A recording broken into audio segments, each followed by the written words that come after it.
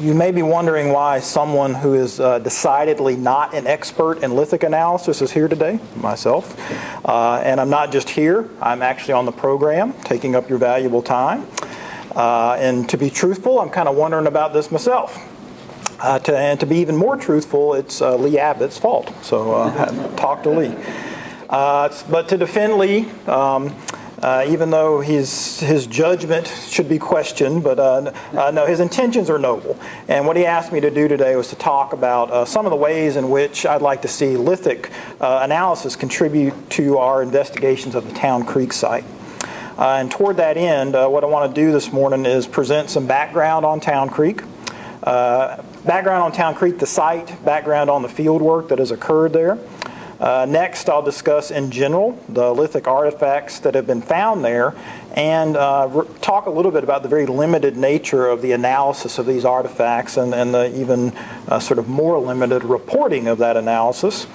And then finally, I'll conclude with some of the research topics that I'd like to see addressed through the analysis of stone tools and debitage at Town Creek. So just to give you some background, Town Creek is located down in the southern Piedmont on a broad, flat, elevated terrace next to the Little River in Montgomery County, North Carolina. This elevated location, adjacent to the river and adjacent to the floodplain resources of the Little River, this area attracted people for thousands of years, as the site shows evidence of occupation during all periods of North Carolina's prehistory and early history. The site's best known for its Mississippian occupation, which dates from around AD 1200 to 1400. And at that time, Town Creek was a civic ceremonial center for surrounding groups in the region. Since 1955, Town Creek's been a state historic site, and this has been a place where generations of visitors have come to learn about Native Americans. Among professional archaeologists, Town Creek is probably best known for the extraordinary extent of its excavations. Fieldwork took place there for much of the time between 1937 and 1984. And the cumulative results of this 50-year program, which is how Geoffrey Coe referred to it, the cumulative results are pretty impressive. And just to go through some of the stats from sort of the results of those excavations, 984 units were excavated. Most of these were 10-foot by 10-foot units. That results in over 96,000 square feet of archaeological deposits. That's the equivalent of a football field and a half, including the end zones. The site's 12-foot tall platform mound was almost completely excavated. Over 15,000 features were documented, and over 8,000 features were actually excavated. The hundreds of thousands of artifacts from Town Creek and their associated records constitute one of the largest collections that are curated by the research labs of archaeology at UNC. Lithics constitute nearly 8,000 entries and almost 114,000 individual specimens in the RLA database of all the materials from Town Creek. And in this database, the tool types represented literally range from A, with abrading stones, to Z, with a zoomorphic effigy. However, these materials are largely unstudied and virtually unreported. Hence, I'm here today. Only one publication was put out by the site's excavators after fieldwork was completed, and this was Geoffrey Coe's 1995 book entitled Town Creek Indian Mound, A Native American Legacy. Although several classes of stone tools are discussed in this volume, their treatment is pretty superficial and in no way approaches any kind of thorough reporting on any aspects of the site's lithics. Some of the only data presented are those of projectile points by type and by temporal period. Over 21,000 projectile points were recovered at Town Creek, and they date everywhere from the late Paleo-Indian through contact periods.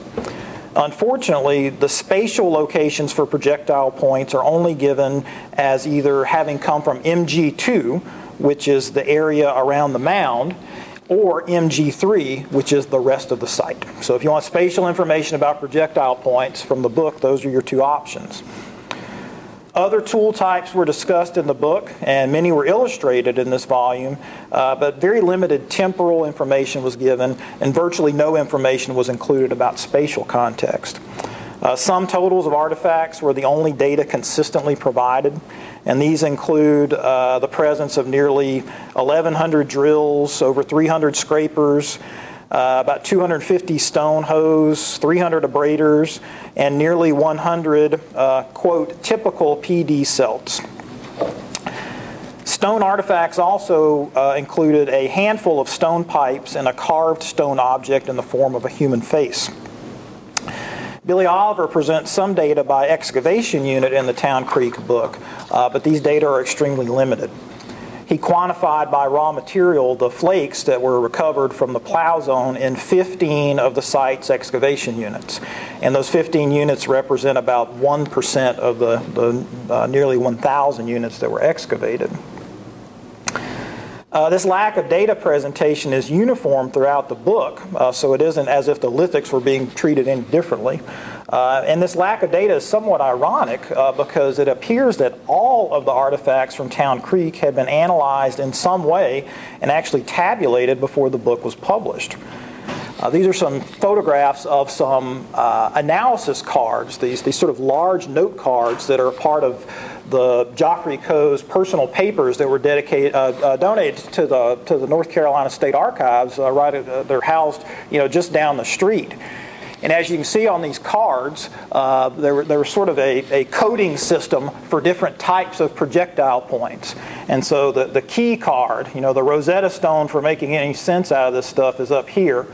So here are your types that we are sort of more familiar with, types of projectile points, and then the corresponding letter code as to what that type is being represented on the cards is to the side. And then for each context that they dealt with at Town Creek, they recorded the numbers of type A, which in this case type A are caraway points. And so they recorded the number of the points here, and then you've got your context information on the top of the card. And they did this for ceramics as well. We're not talking about ceramics. They did this for other kinds of artifacts as well. But there are thousands of these cards that are, like I said, as part of the Coe papers. So it's a bit ironic that none of these data were presented as part of the publication, because they existed. It's frustrating that the lithic materials from Town Creek have been largely understudied and virtually unreported because there are at least two reasons why these materials are significant. First, stone tools are ubiquitous at the site, so they can be used to develop insights into the activities associated with many different spatial and temporal contexts. Second, since stone tools were essential elements in the performance of daily tasks, they have great potential to inform us at multiple scales about economic activities regarding production and consumption. For example, the scale of the excavations at Town Creek provide an opportunity to investigate activities from across virtually an entire Mississippian settlement. And this would give you the opportunity to make comparisons among multiple kinds of contexts, such as among households and between public and domestic spaces. And think of what sort of information stone tools and the activities they represent could sort of provide once you have this sort of context information. One significant upside to this lack of previous research is that the Town Creek collections represent a significant opportunity, or rather many, many significant opportunities. So now I'd like to discuss some of the potential research questions that I'd like to see addressed through the analysis of stone tools and debitage at Town Creek. One of these topics involves basic issues of culture history, while the others involve looking in more detail at some aspects of the site's Mississippian occupation. And you may notice, sort of put the cards on the table. I'm not a lithics analyst by any stretch, and when I was putting my images together for this presentation, I didn't have any pictures of pointy rocks. So all of my pictures are just sort of stock Town Creek photos. So I told you up front. So, okay. So regarding culture history, Town Creek has a long history of occupation that spans all periods of North Carolina's past, from the Paleo-Indian period through the 18th century. This includes possibly some of the earliest people in North Carolina based on the 2009 discovery of a Clovis point in the northwestern part of the site. At present, little can be said about most of these occupations, especially those that predate the Mississippian period. A necessary first step in investigating these components is to see if any discrete areas associated with these occupations can be identified. And this could be possibly accomplished, but at least sort of the process could be started by looking at the spatial distributions of projectile points by type as recorded on those analysis cards that I just showed you. Not only would this be an obvious first step in trying to better understand Town Creek's long history of occupation, but it would also be pretty gratifying to utilize and make accessible the data that were generated by all of the analysis that took place in the past. Clearly, a lot of people invested a lot of time in an analysis, and presumably those people were under the direction and watchful eye of Geoffrey Coe, and it would be nice to sort of see that effort be utilized in some ways. I want to point out two things regarding the use of these analysis cards, or the potential use of these cards for the stone tools. First, one of our current grad students at ECU, Marianne McGlynn, she's actually doing her master's thesis by looking at the distributions of ceramic types that are recorded on these analysis cards. And what she's shown, and what she's been able to show, is that there are problems with these cards, and there are problems with sort of the recovery methods, and more sort of precisely, not everything was recovered. I was talking with Terry Russ, who did some work out at Town Creek, where folks sort of re-excavated an area that had been previously excavated, and the amount of stuff that was found was pretty disturbing. So some excavators missed a lot of stuff. But what Marianne was able to show by looking at the ceramics is that there is some integrity to the distribution of some of these artifact types. And so, for example, she's been able to sort of identify kind of this cluster of Yadkin pottery, this middle, possibly sort of going into late woodland kind of pottery, and she's been able to sort of identify a portion of the site that should get more attention, should be looked at more in the future, because it may sort of help us get at some of these earlier occupations at Town Creek. So possibly we could do some of that with the stone tools, the projectile points in particular that are recorded on these cards. Another thing that I want to point out about these cards is that just this week I had another grad student walk up to me and say that once he finishes his thesis, he might be interested in sort of working with some of those data, the projectile point data on these cards this summer. So we'll see what kind of enthusiasm he has after he finishes, but possibly we can sort of get some of this process started soon.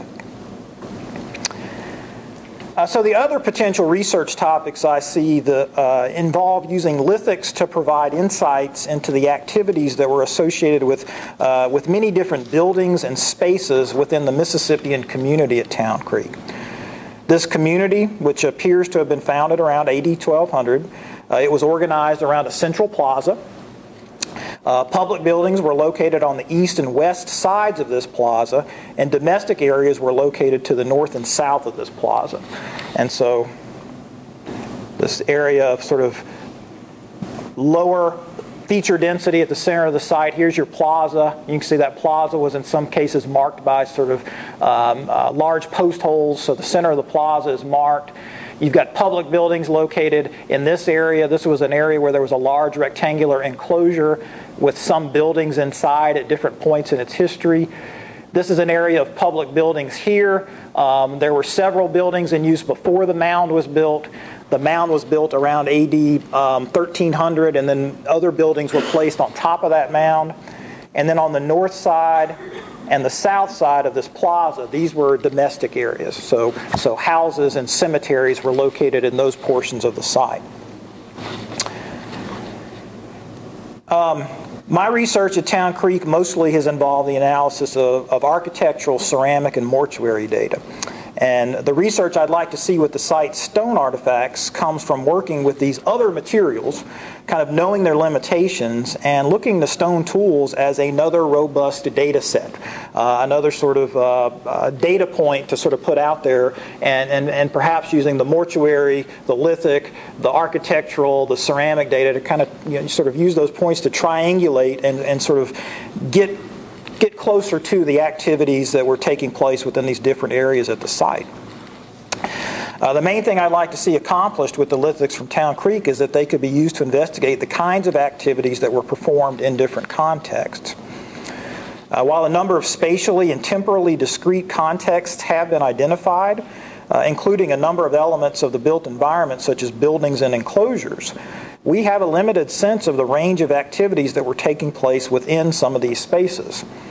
So for example, I've used building size and ceramic vessel attributes to argue that activities in some spaces involved small groups, while other activities in other spaces involved larger groups. But that's kind of about as specific as you can get in some cases. And the analysis of stone tools as items that were used in a variety of tasks, this would greatly inform us on the broader range of activities that occurred within some of these spaces. The most prominent archaeological elements within Town Creek's domestic areas are a number of largely discrete clusters of burials, and most of these are associated with the remains of circular buildings. These likely were the spaces that were used by household or corporate kin groups. We know from ethnographic information worldwide, and from the Southeast in particular, that corporate kin groups were important political, social, and economic entities within many traditional societies. Although corporate groups such as lineages and clans appear to have been essential elements of many Indian communities in the Southeast, we actually know very little about what these groups did. Within Mississippian communities, we speculate that corporate groups controlled certain resources, such as access to agricultural land, agricultural produce, and possibly access to sacred materials. But we actually know little from the archaeological record about the economic roles that these groups played within their communities. I see the analysis of stone tools and debitage as an essential way to possibly get at some of the particulars of the economic roles that these corporate groups played. And we could do this sort of by examining distributions of tool types, looking at tool function, looking at evidence for tool production and maintenance, and sort of looking at raw material procurement. And sort of all of those within the context of looking at sort of what was associated with these different sort of architectural spaces around the site at Town Creek.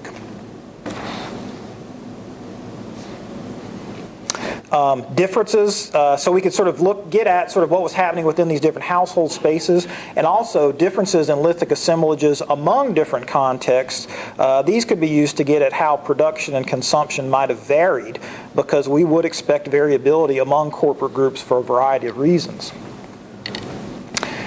Lithic analysis could also elucidate the range of activities that took place in Town Creek's public spaces. Some of these places, like the plaza, likely were associated with communal events, but it's not clear what kind of events. Other public spaces likely were associated with the community's political and ritual leaders, and more fully investigating the activities associated with them might provide insights into the nature of community-level political and religious activity. A good example of using lithic analysis to get at activities in public buildings can be found in the research of Daryl Armour. He's one of our graduates from our MA program at ECU. And he analyzed for his thesis all of the non-pottery artifacts from several public buildings in the Mound area.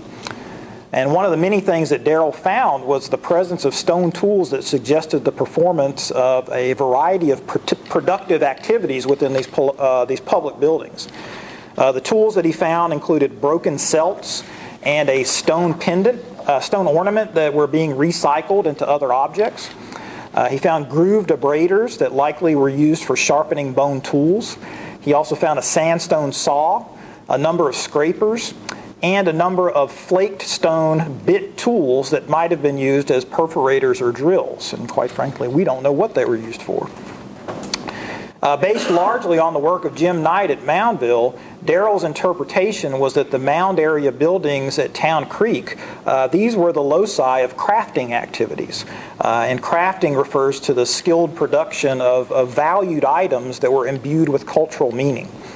And it's been argued that elites at Cahokia, at Moundville, and at other Mississippian sites, that those people were engaged in the production of craft items.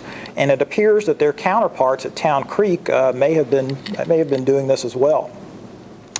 Some of the questions that come out of Darrell's research, questions that could be addressed through additional lithic analysis, include what items were being crafted, what were these bit tools being used for, and is there evidence for craft production in locations other than the mound area? So, to conclude, the lithic materials from Town Creek have been understudied and underreported, even though they hold great potential for shedding light on the activities associated with multiple spatial and temporal contexts. The research topics that I've discussed today are pretty simple, although undertaking them may not necessarily be easy based on the complexity of Town Creek's archaeological record.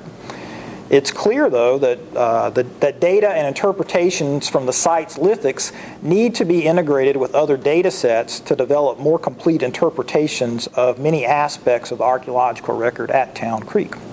Thank you.